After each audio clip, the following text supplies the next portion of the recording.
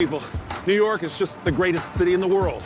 But there's a flip side to the metropolis everyone thinks they know. And it's one few have seen before.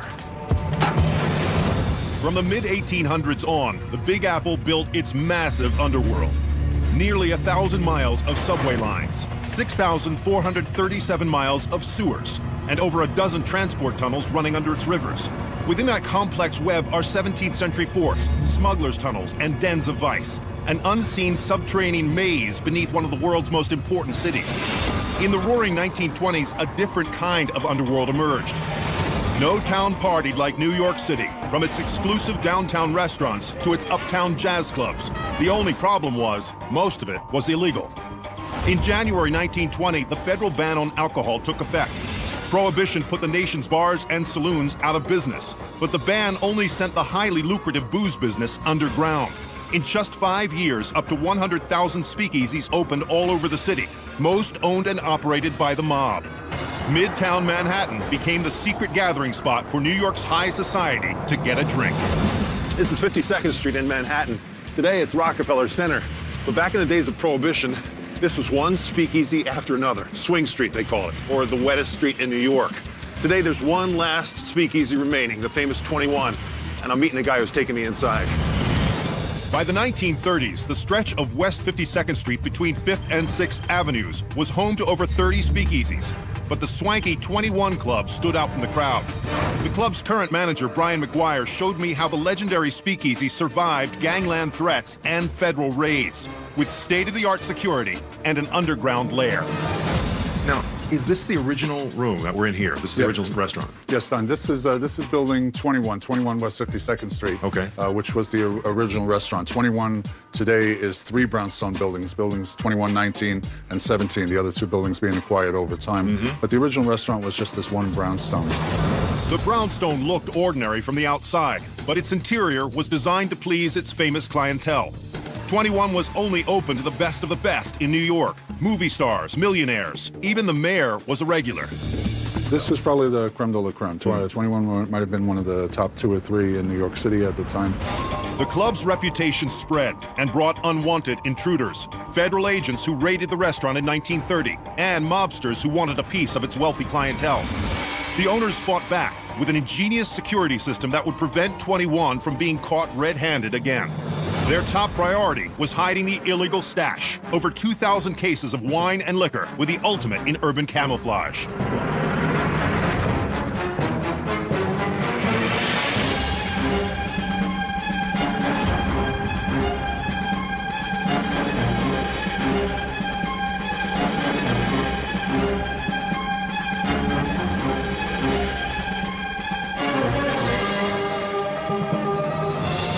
This is the wine cellar here? Well, the wine cellar is here, if you can find it. It's an alcove.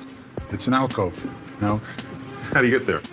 where your right hand is you'll find an 18-inch meat skewer. This thing. Okay, and what's key is that's the key to the door. Show me how it's done. Okay, there's thousands of holes. They found the right hole, and the click you just heard was the lock on a 4,000-pound door. This is 4,000 pounds? 4,000 pounds. This is part of the foundation wall. And Don, you look pretty strong, so I'm going to ask you to give that a little push. Whoa. It's a brick wall, basically. Oh, man, it is really heavy. Wow. I am seriously pushing here. Oh, man. Oh, how cool is this? That is a whole brick wall. Look at this thing. Look, it's like there's the brick wall built into a steel frame. Look behind it. And there's the rock. And it's really amazing. The hidden door was an ingenious last line of defense, but security at 21 Club started from the top down. The doorman kept an eye out through a window in the front door. If he saw federal agents, he hit an alarm buzzer. The patrons would down their drinks while the bartender pressed a second button.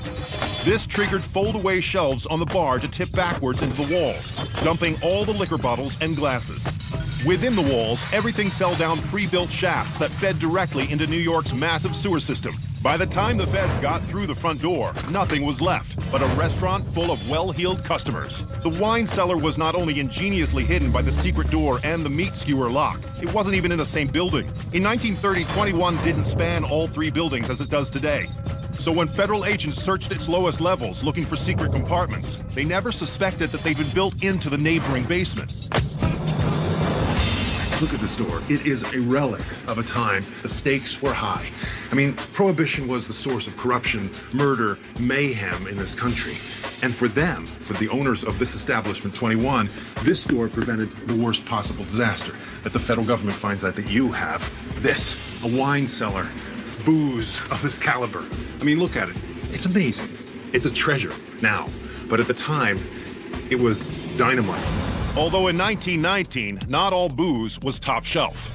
And you got some your basic gin, domestic gin. Not just domestic gin, this is bathtub gin made in, as you can see, in 1919. So this is the real Prohibition kind of gin. That's the real Prohibition stuff. The secret cellar's greatest protection was its famous clientele. In fact, this basement was the private drinking parlor for the mayor of New York, Jimmy Walker, who liked his booze as much as he liked chorus girls. He needed a place away from the prying eyes of the public to indulge in both, and didn't take too kindly to the Fed's attempts to shut down his favorite hangout. This was his actual booth. And he would be down here when the raids would be happening up there. Yeah, the one time where 21 was like officially raided by the government, Jimmy Walker was actually in the restaurant. He was down in the booth, sitting here, having a drink, found out that the restaurant was being raided by the government, and was so infuriated that he got a telephone brought to him, and he called the New York City police force to come over and ticket and tow all of the federal agents' cars away. Yes. That's good. 21 Club's owners were able to operate without the mob, but during Prohibition, mobsters had as much power as any politician, and they wanted a piece of 21's action. A cutthroat gangster named Legs Diamond tried to take over the club in 1931, and even put a contract out on the 21's owners. Then he got really mad when he found out that his girlfriend had been given a private tour of the basement kitchen by club patron Ernest Hemingway. Came downstairs with their drinks, came into the kitchen here at 21, and before you know it, they had... one thing led to another. One thing led to another. And right here on these... Right here on the stairwells, yeah. We're at the spot where Ernest Hemingway had his way with... With Legs Diamond's girlfriend. Luckily for Hemingway and the club, Legs Diamond was assassinated in Albany the next day by another gangster in the bootlegging trade. 2 years later, Prohibition ended. Gangsters and feds were no longer a threat. While other speakeasies shut down, 21 didn't. In fact, it became one of New York's most exclusive restaurants. Its hidden wine cellar transformed it into one of the elite wine collections in the city. To this day, 21's secrets are the very reason it survived. Up next, These are the Sandhogs, huh? a New York secret society gave our cameras a rare look into their dangerous world, 400 feet below the streets. This is really what's so deadly. People literally die. Wow, because they would have been the only people going that depth for that long anywhere. And later, And so is this legal? beneath this busy street, the world's oldest subway station still hides an assassin's diary and a link to the city's most famous secret society, the Freemasons. This whole tunnel of the Freemasons, the proof of their involvement in creating our biggest city. In 1626, a Dutchman bought the island of Manhattan from Native Americans for $24. Today, it would cost more than $8 billion.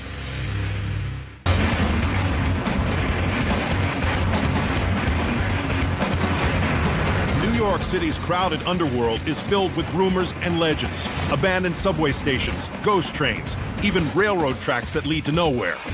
But while these stories became the stuff of urban legends, few New Yorkers realize that there's actually a highly skilled society hollowing out New York's underground.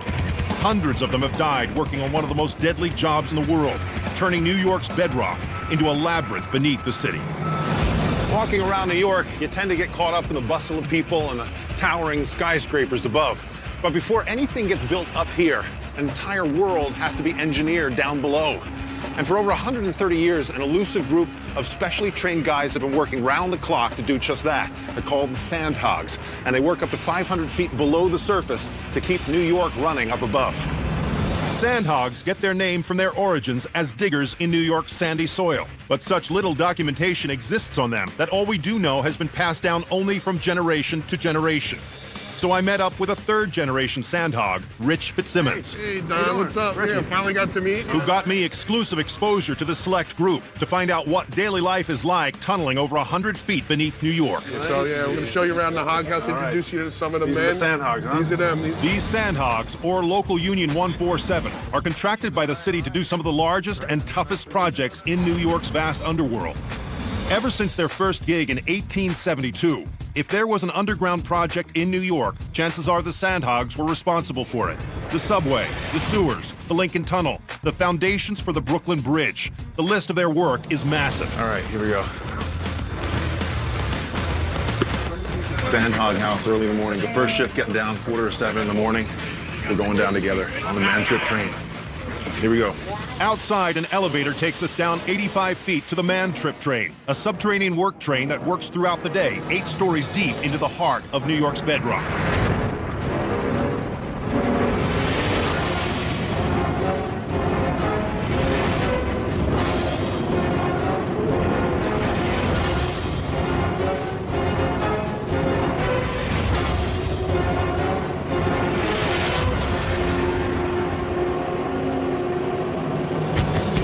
The tunnel is so far below the surface, it actually runs beneath the East River, and it serves a twofold purpose: bringing workers from the Hog House in Queens to their underground worksite 1.6 miles away in Manhattan. And it also removes the nearly 3,200 tons of rock and debris that the sandhogs clear out every day from this huge excavation project. Right out here is a conveyor belt. Taking out the muck that they cut, that's what they call it, out to the vertical conveyor out in the access tunnel. They used to blast and carry out rock the old-fashioned way. Now it's getting revolutionized. The muck the sandhogs clear out is making room for a project that's been in the works for over 40 years, the East Side Access. When completed, this new 3.5-mile tunnel will connect the Long Island Railroad to Grand Central Terminal, a long-awaited and much-needed connection to ease overcrowding on the New York subway. But how do the sandhogs remove miles of solid Manhattan bedrock? The answer: the tunnel boring machine. I got to get a hold of the basics here. We are in a tunnel that has been literally bored out by a single machine. Correct. Kind of a miracle, isn't it, that this thing could do this, such a precise job as that? Yep, no doubt. The actual machine is kind of modeled on the same principle of an earthworm. The previous method for creating a tunnel was much more treacherous. The sandhogs used conventional drills to create holes in the bedrock, loaded them with dynamite, and blasted forward. But besides being dangerous, the blasts were unpredictable and uneven. Progress could be as little as a few feet a day. Today, the tunnel boring machine drills directly into solid Manhattan bedrock, chews it up, and spits out chunks of rock behind it for easy and safe disposal. Progress has skyrocketed, averaging nearly 50 feet per day. Look at this wall. I mean, it looks like it's been finished off with concrete. This is actually, that's the rock. This is what's been bored through. Manhattan bedrock is notoriously unpredictable. The depth of the bedrock from the surface changes throughout Manhattan. To make sure they have consistent and stable tunnels, East Side Access is dug 140 feet deep. But boring through bedrock is only step one. Sandhogs have to remove tons of debris, secure the tunnel against collapse, and run utility and waste lines, literally creating the tunnel as the machine digs. And these are sandhogs, too. These are all sandhogs, yeah. But they got a shovel in their hand, they're sandhogs. And if they got a shovel in their hand and they're not, they're in trouble. While the machine has made life somewhat easier and safer for the sandhogs, there's an invisible and deadly threat they all have to be aware of. This is really what's so deadly, really. You see all the, you can see the shiny particles in there. Yeah. That's our biggest enemy down here. When the dust is evident and when the air quality isn't as good as it is right now, we would have masks on. So the mica, the silica, it gets ground up into a very fine dust. Correct. And you get that in your lungs? Yes. But this is the life of a sandhog. Every day, cranes and winches lower enormous drills, bulldozers, and buckets filled with 3,000 pounds of rock over their heads. Rocks fall, tunnels flood, and because sandhogs dig so deep, they face another threat: the bends. During their first project laying the foundations of the Brooklyn Bridge, 27 sandhogs died digging under the East River. People literally died, and it was undocumented because back in 1883, even New York City hospitals and the records department in the city itself wasn't that great. Wow, because they would have been the only people going that depth for that long anywhere. And accidents are common. In 1982, 2 train cars broke loose and traveled unmanned down a steep slope. The sandhogs couldn't hear them coming because of the loud drilling. One man was pinned against the wall by the car, and another had to have his foot sawed off with a pocket knife to escape. We're basically sight unseen, not like a bridge builder, not like a guy doing sidewalks or doing a Trump Towers. Some people do say we're a guarded, a secret society, a secret subculture. But you're a positive force in society. Well, we want to keep New York City a competitive city. We want to go be more competitive into the 21st and 22nd century. We can't have any other city outshining New York, you know that. Up next, long before the Sandhogs first made their mark in New York's underworld, another secret society was building the Big Apple from the bottom up. So you go past here, what do you find? A station platform from 1844. And later, a secret lair from a time when the gangs of New York ruled the streets. But probably the main thing that they fought was the hatchets. Guns were expensive, but hatchets weren't. This is bloody. So they dragged the bodies right through the bodies right through here.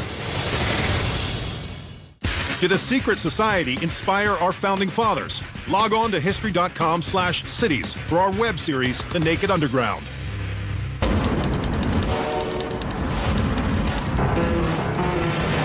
New York is famous for its legendary subway system, with millions of passengers riding the rails 24/7 every day of the year. And there are some locals who would tell you they know every inch of New York's 850 miles of subway line. But for over a century, there have been rumors of a ghost tunnel, a long-lost subway line that predates even the oldest subway tunnels in the world. And that's how it remained, lost and forgotten, until a gutsy group of urban explorers finally found the holy grail of New York City's underworld. Most people think London has the oldest subway in the world. But New York actually opened the first subway tunnel almost 20 years before London's underground went public. The tunnel runs 30 feet beneath Brooklyn's Atlantic Avenue. But it's much more than a relic of old New York. The tunnel is filled with legends. Here, bootleggers stashed their moonshine. An assassin hid his long-lost diary. And the country's most famous secret society, the Freemasons, laid the foundations of the world's oldest subway station. Since building a train tunnel in 1844 underground was a huge project that took money and political clout, the Freemasons were the only ones who could pull it off.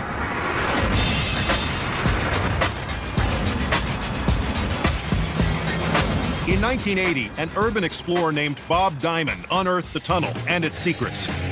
Right here? He was going to show me his amazing discovery, but first we had to stop Brooklyn traffic. So this is it right here? This is it. Cool. Yeah, that's the way in. All right, how are we going to get this open? Okay, what we're going to do is I'm going to go and open this up. I'm going to pry this open a little bit from this end. Okay, and I should Then slip you're that gonna, in? yeah, you're going to take this hook, get it underneath, and then pass it back to me. Okay. All right. We got electricity, huh? Now we got anyway. electricity. And so is this legal, what we're doing here? Well, it looks like it's a little bit guerrilla, but it's actually totally legal. I've had a contract with the city of New York for 20 years to do this. All right. Follow you down? Okay, yeah, follow me in. Go. Going here underneath the streets of Brooklyn, New York, into the oldest subway tunnel in the world. How cool is that?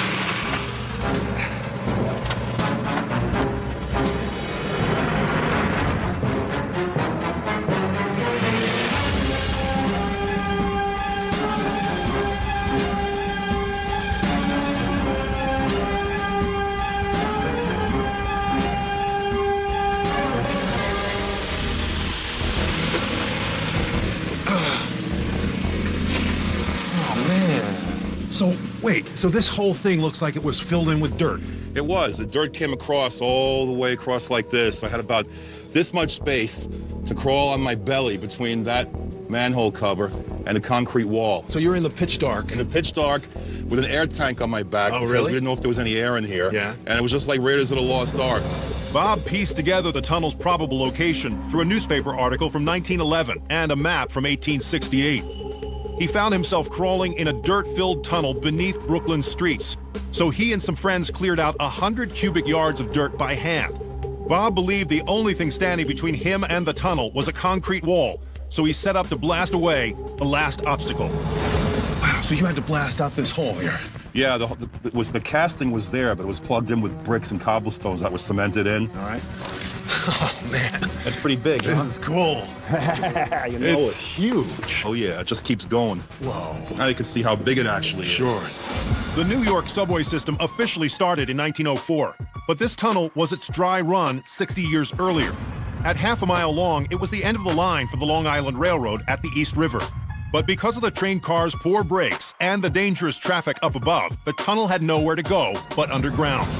This is brand new technology in this time. Right. They had no subway yet. Right. Even in London, they had no subway. This is way before everything. Way before. This was innovation. What they basically did is they took elements of the 19th century industrial revolution and combined it with Roman civil engineering techniques, because the Romans built things similar to this for highway underpasses 2,000 years ago. All right. 2,000-year-old Roman engineering met the Industrial Revolution in a method called cut and cover. Instead of mining a tunnel under New York, workers were hired to rip out the street with picks and shovels. Once they had dug a ditch 34 by 32 feet and a half-mile long, they brought in strong Manhattan bedrock for the walls, 6.5 feet thick at the bottom, tapering to 4.5 feet thick at the top. Finally, a brick arched ceiling was put in place, and the street was relaid over it.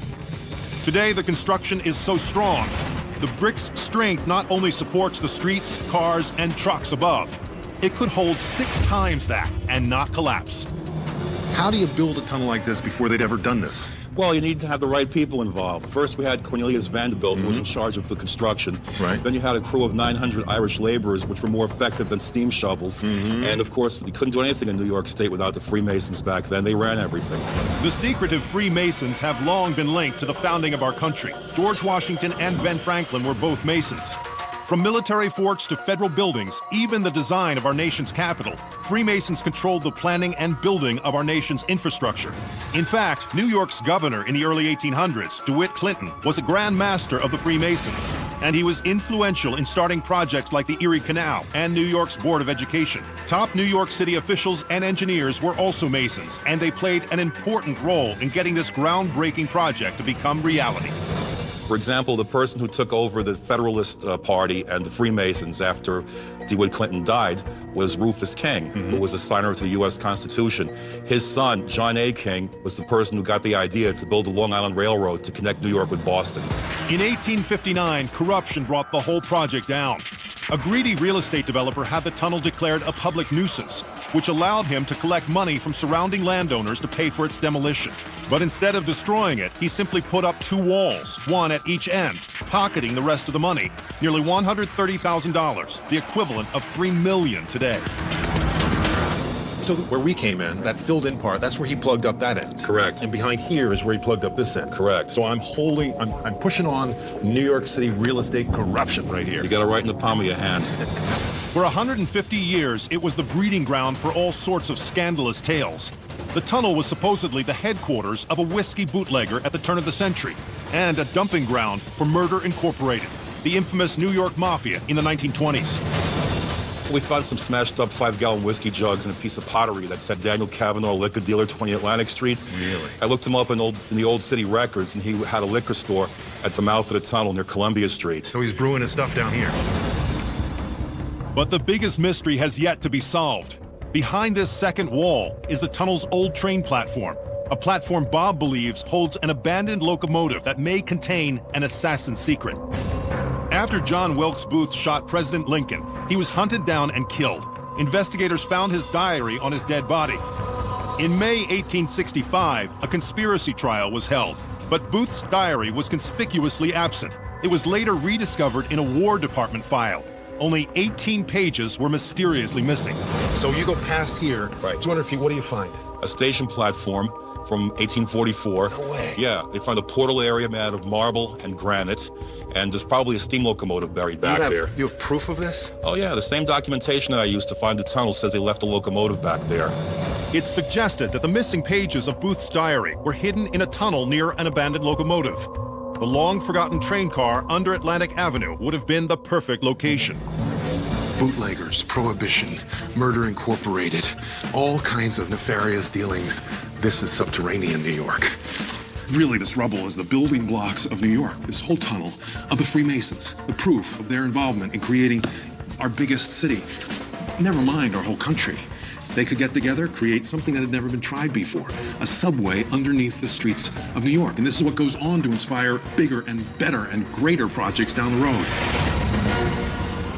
Up next, an underworld beneath the streets of Chinatown, seedy vice dens, secret escape tunnels, and a battleground for bloody turf wars. So this is it here? Yeah, this is it. This is the Chinatown Tunnel. It's where all the gangs used to meet people. And later, after 9/11, security in the skies over New York was never the same.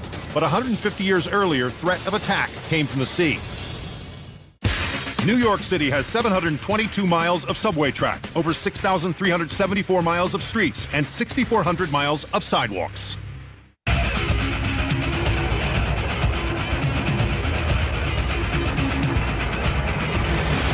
Millions of immigrants have made New York the city it is today. But in the early days, immigrants had it rough, and they had to fight for supremacy on every street corner. So they formed separate neighborhoods, all crammed in the middle of the Big Apple. You had the Irish in 5 Points, the Italians in Little Italy, and down in Chinatown, 2 of the most dangerous gangs of all. They all fought for turf by waging bloody battles in the streets and in the underground. Located on the Lower East Side of Manhattan, Chinatown covers 2 square miles, but is home to over 100,000 people. Starting in the 1870s, the area was a safe haven for persecuted Chinese immigrants, until gang wars turned it into one of the most dangerous neighborhoods in New York's history. Art Zuckerman is an expert on Chinatown and took me into its dark underworld. I'm good. Welcome to Chinatown. Thank you. So That's this is dead center Chinatown, This right? this is really old Chinatown. This is as old as you're going to get. Oh, okay. Chinatown has expanded dramatically, but this is really the oldest part of Chinatown. And you can imagine going back to the 1870s to early 1900s. There were opium dens here. There were gambling casinos. There was prostitution. There was an incredible amount of things. A lot of that was underground here. All of it is underground because they really had to be hidden from the police.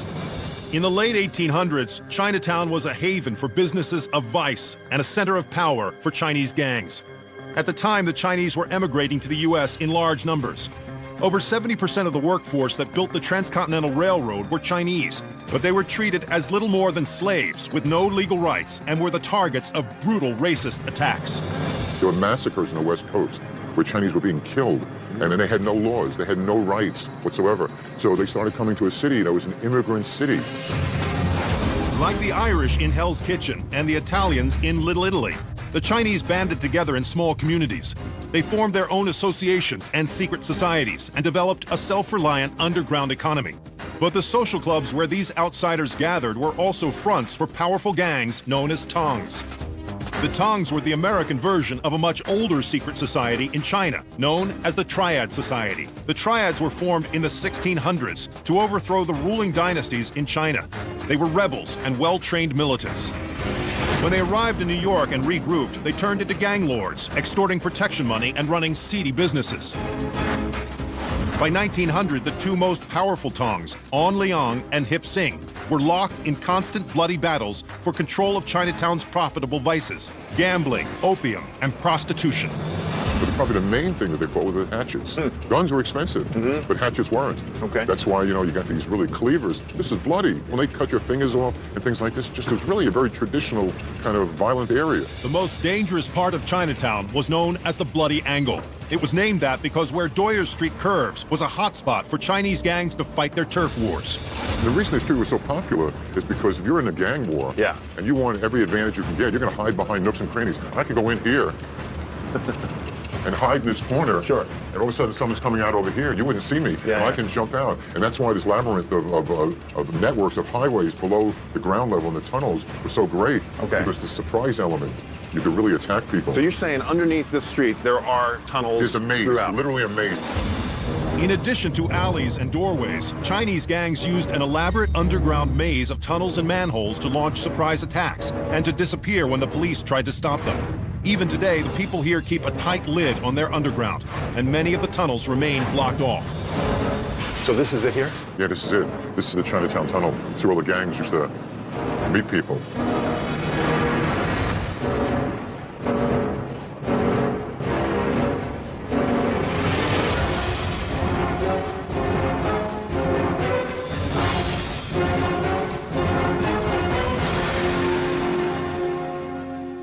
So what would it have looked like at that time? Well, it would probably be a lot seedier, wooden, dark, maybe kerosene lamps over here. Okay. So really pretty treacherous looking.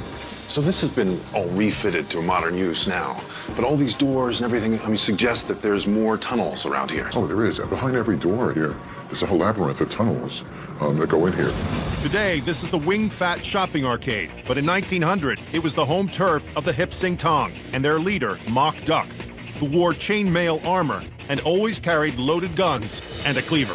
He would shoot these guns indiscriminately, actually close his eyes to do this, and indiscriminately just keep rolling around and doing this thing. And very often he would do that, and on the bloody angle, he would come down here after he shot these people, and this is his escape. Mock Duck's escape tunnel was originally a beer storage area for an 18th century brewery. As Chinatown grew up, the tunnel came back into use, connecting Chatham Square with one of the social centers of the day, the Opera House. Performers used it to leave the theater, and so did the Tong. Remember, the opera was for everybody, and sometimes they would mix in public, you know, the Tong groups, and all of a sudden they must have gotten into some sort of disagreement in August 1905, and all of a sudden in the middle of the theater, gunshots started ringing out here all over the place. 4 people got killed. When the smoke cleared, there were 4 dead bodies. With the police on their way, Tong members lugged the corpses into the opera basement and through the tunnel. The police didn't want to go down here either. Sure. Because there was a lot of stuff going on here down there, and they'd go to Chatham Square. So they dragged the bodies right through there. The bodies right through here. And escaped on the other end. Yes. The Tong War raged on for years. In 1909, 50 men were killed in just one gun battle in the Bloody Angle. Even today, gangs with names like the Flying Dragons and Ghost Shadows fight for control of this small patch of land and its underworld.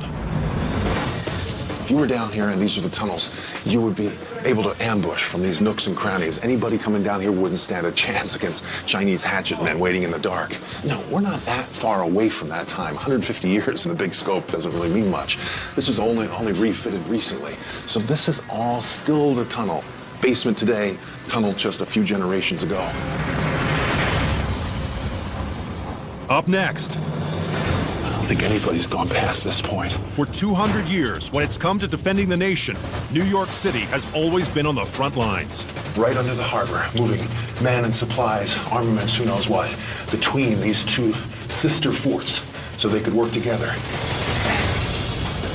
Gennaro Lombardi opened the first U.S. pizzeria in 1895 in New York. Today, Americans consume nearly 350 slices per second.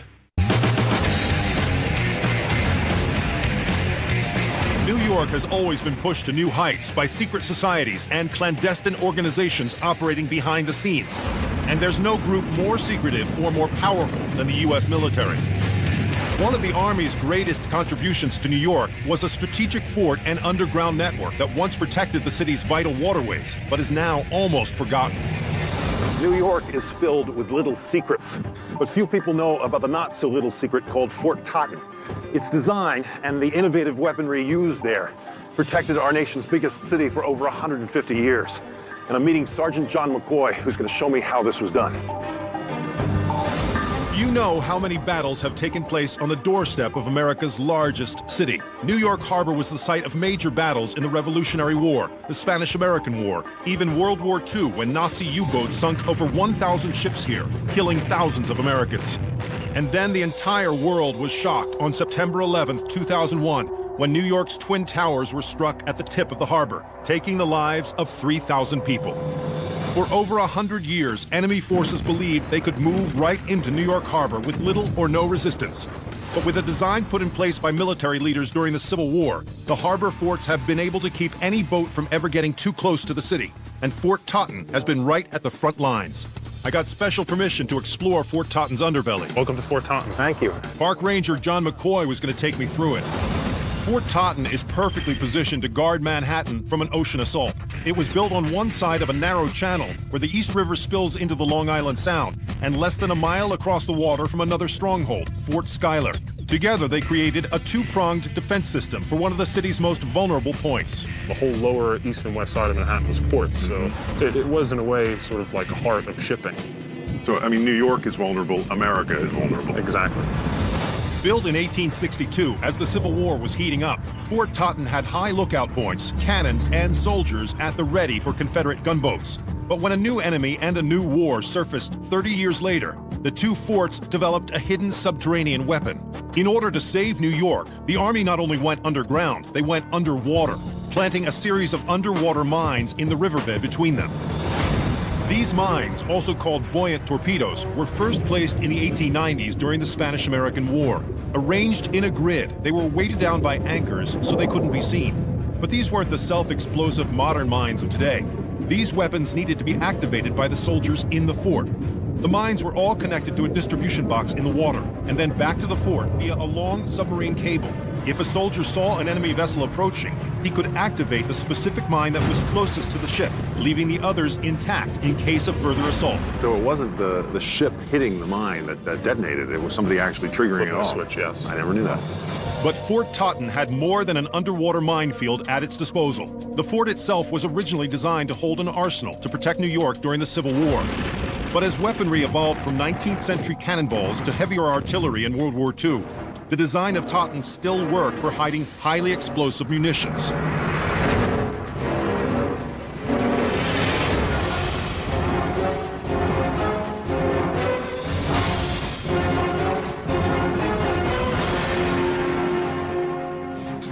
Wow, look at this old door. Old walled off. Wasn't used too much. Prison cell. Yeah, on the chamber next to us, the same arch is here, which leads me to believe that they were connected at one point. Yeah. Fort Totten is spread over 49 acres and consists of 70 rooms, including weapon magazines, holding cells, and bunkers. Because it was dug below sea level, water constantly seeps into the fort, creating a damp and eerie atmosphere. God, look how thick the walls are. Yeah. It had to be strong. Right, just to prevent any explosion that would have happened. Now, this is the larger chamber. This chamber is 81 feet long, and it's 22 feet wide. That's pretty wild to think we're underneath the ground here.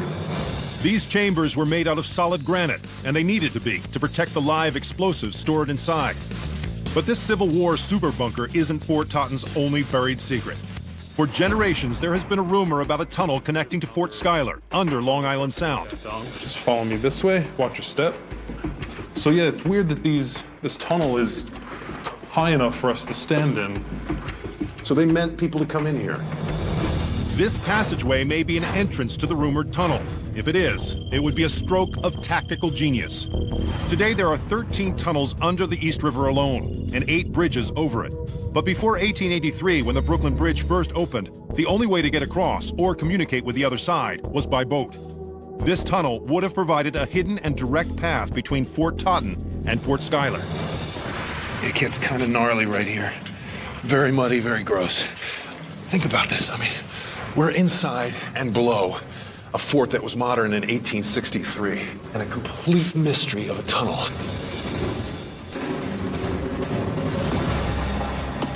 All right, this is where it really starts to get treacherous and low. I don't think anybody's gone past this point, but we can go a little bit further. Can't really get any further down here. But you can imagine, and it's likely that this goes onward and quite possibly underneath the harbor, connecting this fort, Fort Totten, with Fort Schuyler across the way. I mean, think about it. 19th century military, they didn't have the kind of communication devices we have today, obviously. So how useful, how strategic would it have been to have an actual tunnel connecting them? And they could have done it right under the harbor, moving men and supplies, armaments, who knows what, between these two sister forts so they could work together. The tunnel has since collapsed, buried under the harbor forever. Fort Totten's designs were ahead of their time, secrets that helped keep America's largest city safe from enemies over a span of nearly 150 years. And those military secrets continue to be buried somewhere deep in New York's underworld. New York was built on a foundation of secrets. Tunnels used to fight bloody turf wars. A groundbreaking subway tunnel. A speakeasy that defied both feds and mobsters. And a dedicated fraternity that literally gave their lives taming the underground every day.